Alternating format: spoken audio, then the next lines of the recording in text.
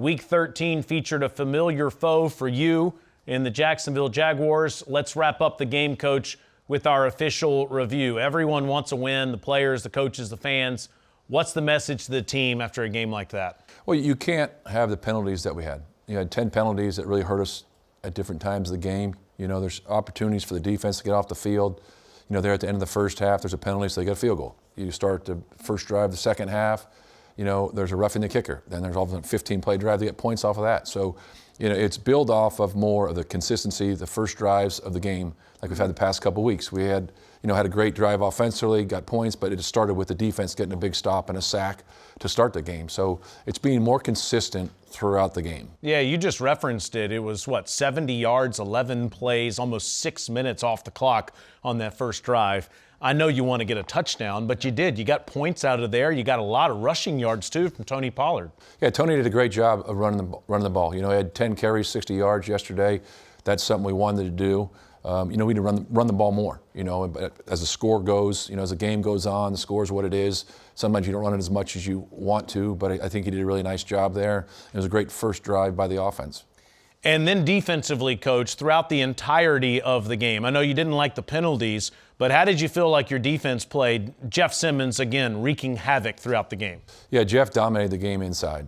You look at the way he got after the quarterback, the way he stopped the run, just the way he plays. And he's the leader of the football team, and it doesn't surprise me at all the way he played. But defensively, it was just eliminated. If we eliminated a couple of explosive plays, you know, what a day they would have. There's number 3 and outs there, and you know, unfortunately, we had a couple penalties to extend some drives there. Yeah, the Jags were inefficient on third down.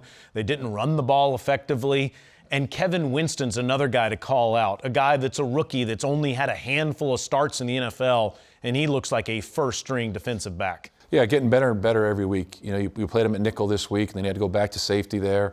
But a very talented young player that loves the game. You just love the way he plays, his energy, the tempo he plays. And you see him now rushing the quarterback a little more, getting after him, stopping the run, and the run fits. But did an outstanding job once again. Then in special teams, Coach, I know the unfortunate turnover that Chimdike had on a kick return, but he had another dynamic return on a punt, almost scoring a touchdown. He continues to lead the National Football League in all-purpose yards.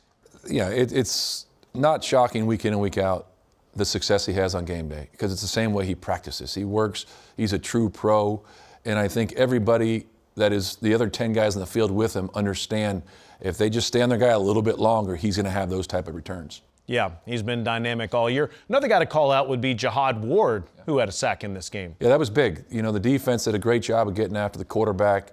Unfortunately, they missed a couple of them. They'll tell you the same thing today if you talk to them. But, you know, it was great to see him get that sack in the game. Big play for us.